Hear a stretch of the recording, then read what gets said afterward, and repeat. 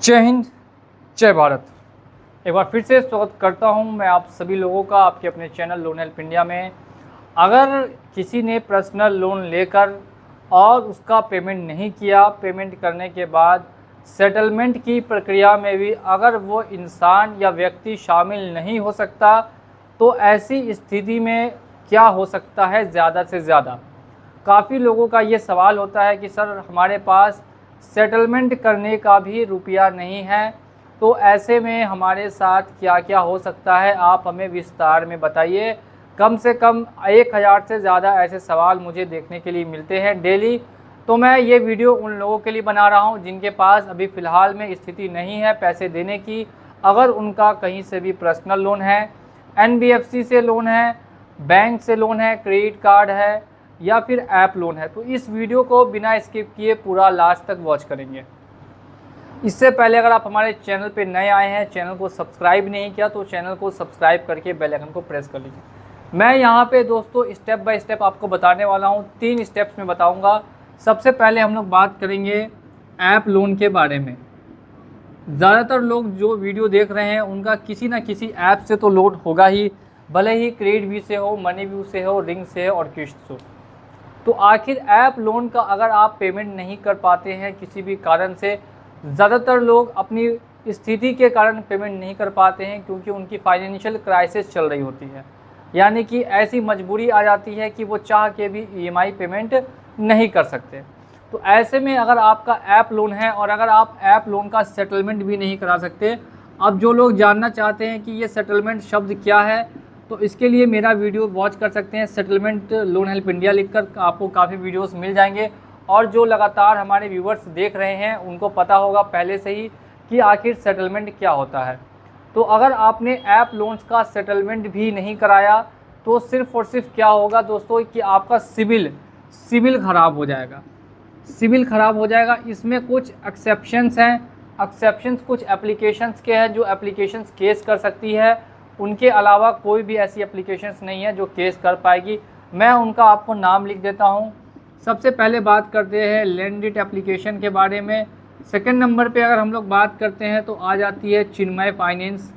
अगर इन सभी एप्लीकेशन से आपने लोन लिया है या फिर आपका नवी से कुछ बड़ा लोन है, 5, 6, 7 लाख रुपए का लोन है, तो ऐसे में फिर आपके ऊपर सेक्शन 25 ECS बाउंस का केस चार्ज हो सकता है।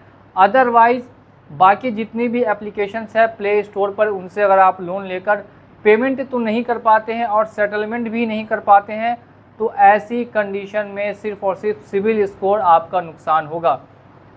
सेटलमेंट ज़रूरी इसलिए है ताकि कंपनी आपको परेशान ना करे फ्यूचर में और ना ही आपको लोन रिकवरी के लिए बार बार कॉल करे। ठीक है, अब नेक्स्ट अगर हम लोग बात करते हैं ऐप लोन के बारे में, तो ऐप लोन के बारे में मैंने आपको विस्तार पूर्वक बता दिया कि अगर आप इसका लोन नहीं दे पाते हैं और किसी कारणवश सेटलमेंट भी नहीं करा सकते, तो ऐसे में सिर्फ और सिर्फ जो आपका लॉस होगा वो होगा सिविल का लॉस। अब सेकंड नंबर पे हम लोग बात कर लेते हैं क्रेडिट कार्ड के बारे में। क्रेडिट कार्ड, अब देखिए क्रेडिट कार्ड आपका डिपेंड करता है क्रेडिट कार्ड का लिमिट। मैं यहाँ पे एक उनके लिए बोलता हूँ जिनका 1 लाख रुपये से कम का है, एक उनके लिए जिनका 1 लाख रुपए से ज़्यादा का आउटस्टैंडिंग अमाउंट है। ठीक है, तो 2 तरीके के लोग यहाँ पे पाए जाते हैं। पहले वो जिनका 1 लाख से कम का है, तो इसके लिए हम लोग बात करेंगे। देखिए अगर आपका 1 लाख से कम का क्रेडिट कार्ड का अमाउंट है और अगर आप उसे पेमेंट नहीं कर पाते, पेमेंट करने के बाद 15-20 हज़ार रुपये में सेटलमेंट की प्रक्रिया में भी शामिल नहीं हो सकते, तो ऐसे में बहुत सारे बैंक्स क्या करती है, राइट ऑफ करने के बाद किसी तरीके का चार्ज नहीं लगाती है। इसमें ECS बाउंस चार्जेस के मिनिमम चांसेस रहते हैं क्योंकि आपने ECS एक्टिवेट नहीं किया। अदरवाइज़ कभी कभी क्या होती है कि EMI पे लोग ख़रीदते हैं और उसमें ECS एक्टिवेट कर देते हैं, लेकिन ज़्यादातर क्रेडिट कार्ड्स में आपको ECS का कोई केस नहीं लगता है। तो 1 लाख से अगर कम का अमाउंट होगा तो इसमें केस होने के चांसेस बिल्कुल ना के बराबर होते हैं, यानी कि 99% होंगे कि आपके ऊपर कोई केस वगैरह फाइल नहीं किया जाएगा, सिर्फ और सिर्फ सिविल का नुकसान होगा। अब जिनका दोस्तों 1 लाख से ज़्यादा का अमाउंट होता है, तो ऐसे में बैंक क्या करती है कि उनके ऊपर हैवी पेनल्टी चार्ज लगा के और 2 साल 2.5 साल में उस 1 लाख के अमाउंट को 2 लाख बनाती है। 2 लाख का अगर अमाउंट है तो 3 लाख बनाएगी और उसके बाद सेक्शन 318, 316 का कभी कभी कंप्लेन फाइल कर देती है लोगों को परेशान करने के लिए, ताकि उनको आना पड़े, या फिर बार बार आपको लोक अदालत का नोटिस भेजेगी। लोक अदालत में बार बार आपको बुलावा आएगा, हर साल में 2 से 3 बार लोक अदालत में बुलाया जाएगा कि आप वहां पहुंच के इसका सेटलमेंट कराइए। तो ये हो गया आपको 1 लाख रुपए से ज़्यादा के अमाउंट के लिए। बाकी 1 लाख से कम का अमाउंट है तो केस होने के चांसेस बहुत ही कम रहेंगे, लेकिन अगर 1 लाख से ज़्यादा का क्रेडिट कार्ड का अमाउंट है तो वहाँ पे चांस हो सकता है कि अगर आपका ज़्यादा अमाउंट बढ़ जाता है पेनल्टी चार्जेस वगैरह लगा के, तो ऐसे में कुछ भी बैंक एक्शन ले सकती है, जिसमें आती है HDFC bank, Kotak bank, ICICI bank. ये कुछ ऐसी बैंक्स हैं जो लीगल जा सकती है, और अदर बैंक्स जो है उनके लीगल जाने का चांसेस काफ़ी कम से कम रहता है। ये हमने बात कर ली है यहाँ पे आपको क्रेडिट कार्ड्स के बारे में। अब अगर हम लोग बात करते हैं यहाँ पे नेक्स्ट अगर स्टेप में बात करेंगे पर्सनल लोन जो आप बैंक से लेते हैं, बैंक का PL।